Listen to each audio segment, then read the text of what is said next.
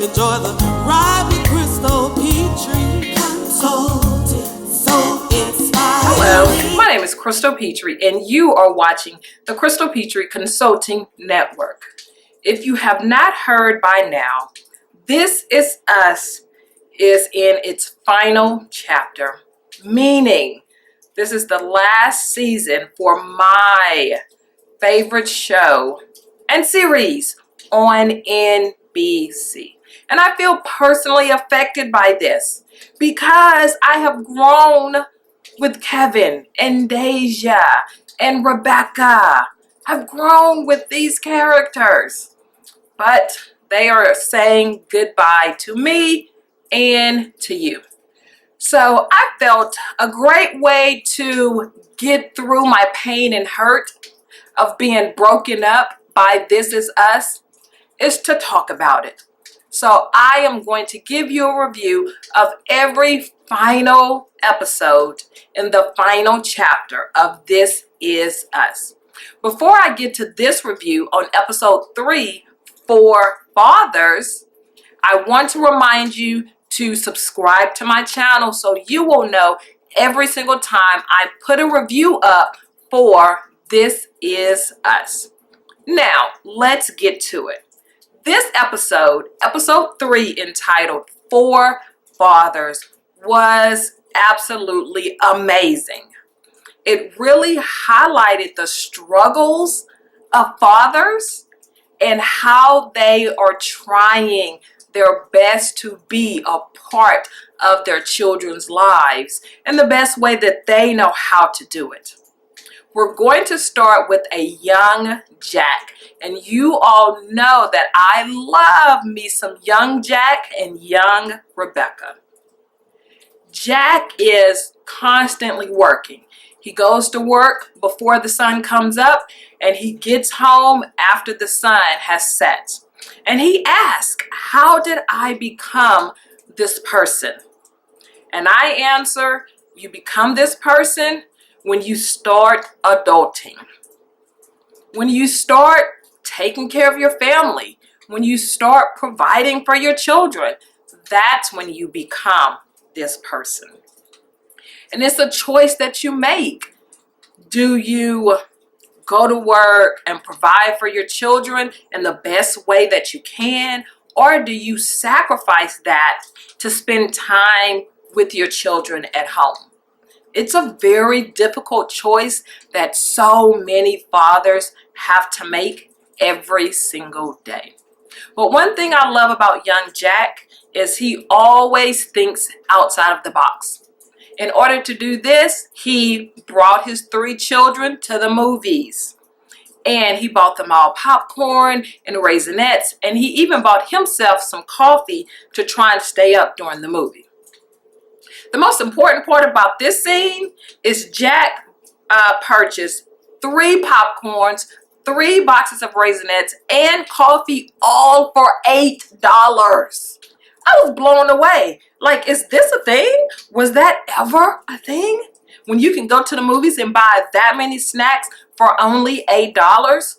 Have you been to the movies in the last 3 years? You cannot buy anything for $8, let alone 7 things for $8. I was here for it. So the movies didn't quite work out. So Jack thought outside the box again. He brought the movies to his house. He pulled up a movie on their TV, popped some popcorn. Everybody got to make ice cream sundaes, and they enjoyed themselves. So while, yes, the decision to go to work before the sun rises and come home after the sun sets is always present, the choice to think outside the box and figure out how you can spend some quality time with your children is always there. And the children always appreciate it. The next father that we're going to talk about is Toby. If you are a fan like I am a fan, then you know Toby took a job in San Francisco last season. And it's about 3 or 4 hours from where Kate and Toby live now. So Toby is gone like 4 days, 5 days out of the week. So his children, who are very small, hardly ever see him. And it is a battle that he is dealing with. A lot of times he doesn't get to see his children. He doesn't get to talk to his children. He doesn't get to tell them good night because Kate, as she should, has them on a schedule. And their schedule does not line up with Toby's schedule. And it's a choice and a decision that he makes every single day. Do I go to San Francisco and provide for my family, or do I stay home and spend time with my children? It's a decision that really torments Toby. You can tell he's exhausted and he's carrying such a load with that. But when he comes home, he really tries to make up for lost time. And he wants to keep the children up and keep them off their schedule and buy them all kind of toys and gifts, trying to make up. Again, he's trying to think outside the box and figure out how he can spend quality time with his children. And maybe it's working and maybe it's not. But one thing that Toby does say is a father's job is never done. And he is absolutely correct about that. The next father that we're going to highlight is Randall. So Randall is a very involved father and a very involved husband. Sometimes he's too involved. Now, Randall is teaching Deja how to drive, a highlight for any child and some parents, right? So while they're driving, Deja's phone goes off. And Deja and Randall are in a fancy car where the car reads the text messages out loud. This is very safe, and I appreciate the vehicle manufacturers putting this in. But in this instance, it was not safe for Deja because she got a text message from Malik talking about how much he loved seeing her last week, how much he misses her, how much his bed misses her.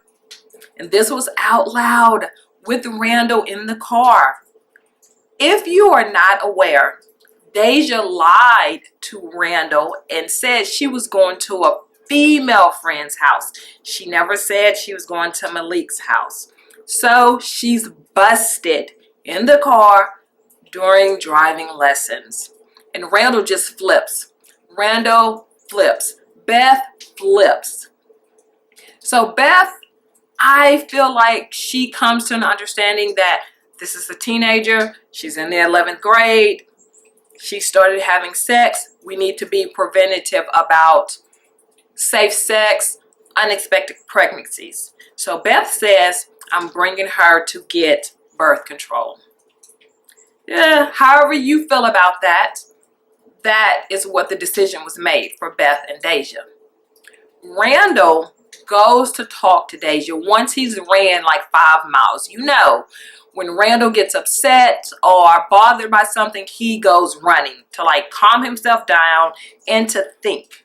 So he's ran 5 miles, he's calmed down, he goes to speak to Deja. And they're talking and he's explaining that, you know, since we adopted you at 12, I missed the first 12 years of your life. And I'm trying to get those years back. And I keep seeing you as the 12-year-old girl that was on my porch.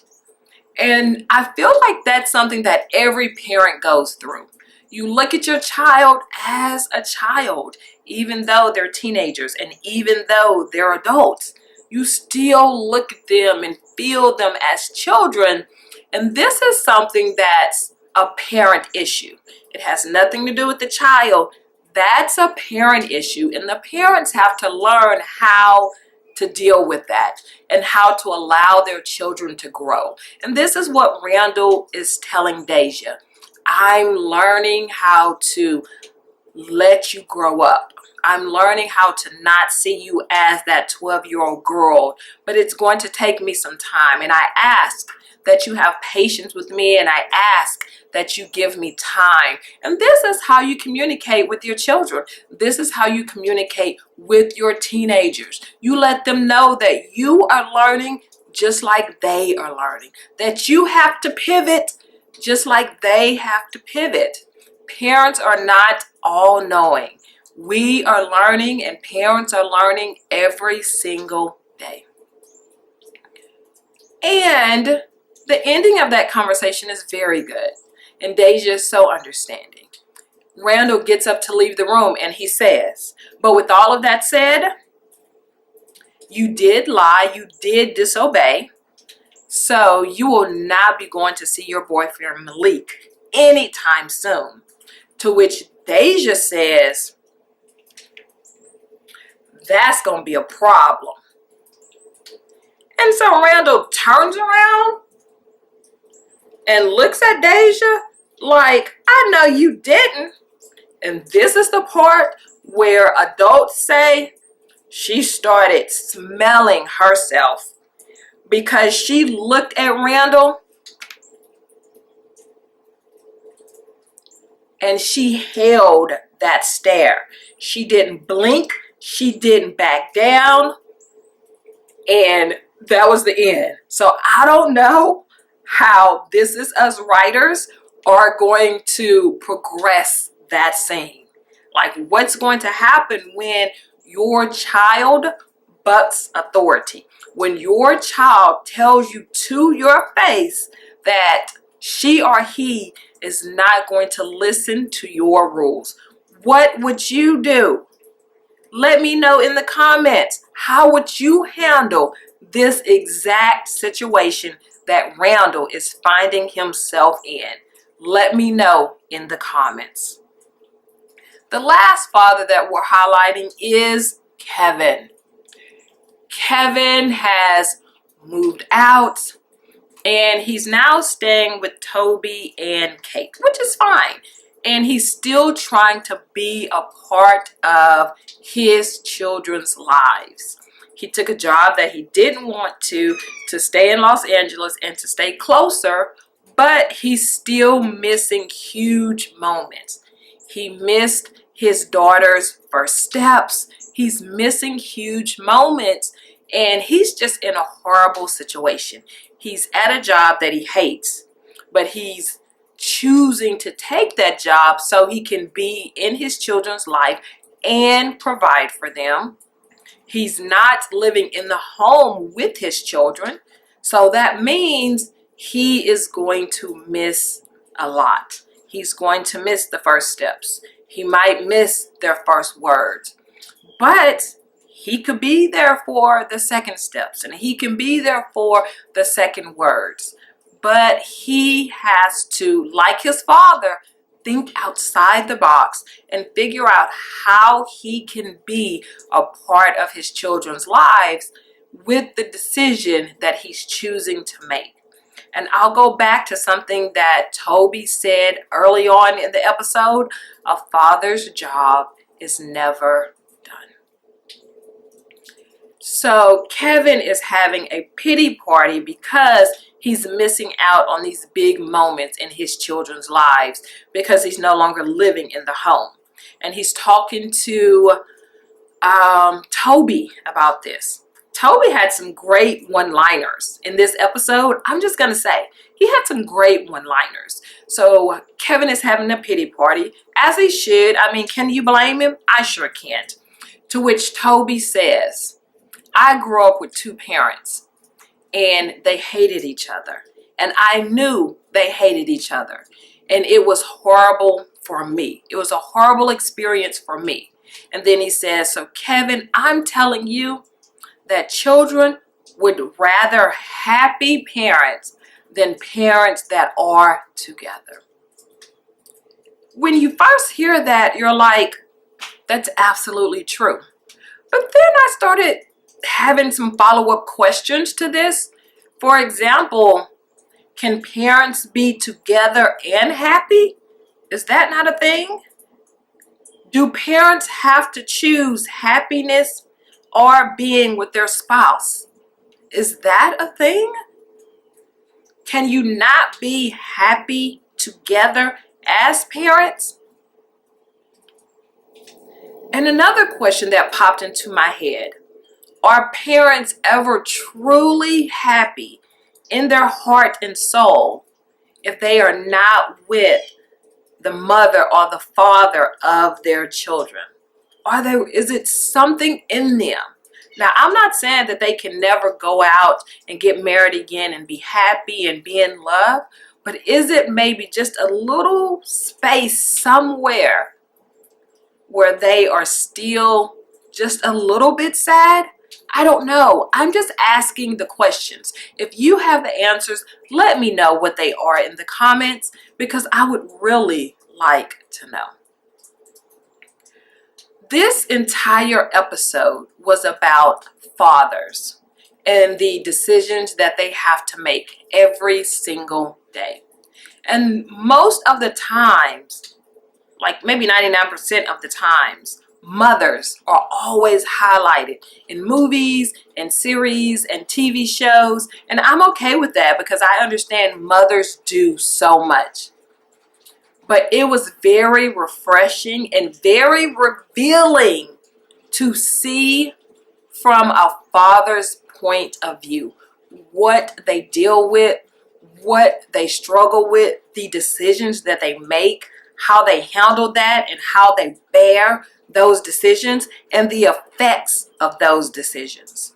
And this, I always say, is why I am going to miss This Is Us, because they go against the grain, they go against the norm, they highlight things that you would normally never see, hear about, or even think about. These writers, producers, and directors did an entire episode on fathers and how they think and how they feel and the decisions that they make. Something that I have never seen or heard of before. It's amazing. And for this reason and so many more, I am going to miss This Is Us. But as they say, all good things must come to an end. And unfortunately, that includes This Is Us. If you haven't done so already, subscribe to my channel so you will know when I post another review of This Is Us. Don't forget, comment down below. Join the conversation about this amazing series and its final chapter. And please give me a thumbs up on this video. So inspiring.